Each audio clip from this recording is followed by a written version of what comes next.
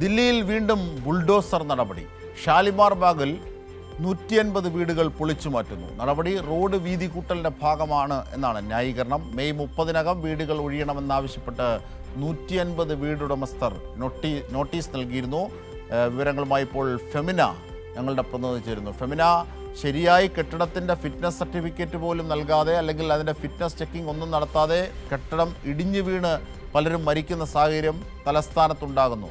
ഇതാ വീണ്ടും ബുൾഡോസർ രാജ് മറ്റൊരു ദിശയിലൂടെ നടത്തുന്നു, ഇടിച്ചു പൊളിച്ചുകൊണ്ട് നീങ്ങുന്നു. ഇതാണ് ഇന്നിപ്പോൾ രാജ്യം കണ്ടുകൊണ്ടിരിക്കുന്ന BJP ഭരണത്തിന് കീഴിലുള്ള വൈരുദ്ധ്യം. എന്താണ് ഇപ്പോഴത്തെ വിവരങ്ങൾ ഫെമിന? അത് തീർച്ചയായും ഇന്നലെ ഇത്തരത്തിൽ മെഹ്റോളിക്കടുത്ത ദില്ലി സെക്കൻഡ് മെട്രോ സ്റ്റേഷന് സമീപം 5 നില കെട്ടിടം പൊടുന്നനെ തകർന്നു വീഴുകയും 2 പേരടക്കം കൊല്ലപ്പെടുകയും ചെയ്ത ഒരു സാഹചര്യത്തിലാണ് ഇപ്പോൾ ദില്ലിയുടെ തന്നെ മറ്റൊരു ഭാഗത്ത് ഒരു ബുൾഡോസർ നടപടി ഉണ്ടാകുന്നത്. 150 വീടുകളാണ് അനധികൃതമായിട്ട് പണിത് എന്ന് അവകാശപ്പെട്ടുകൊണ്ട് ദില്ലി സർക്കാർ ഇപ്പോൾ പൊളിച്ചു മാറ്റുന്നത്. റോഡ് വീതി കൂട്ടലിന്റെ ഭാഗമായിട്ടാണ് നടപടി എന്നാണ് ദില്ലി സർക്കാരിന്റെ ഭാഗത്ത് നിന്ന് ഉണ്ടാകുന്ന വിശദീകരണം.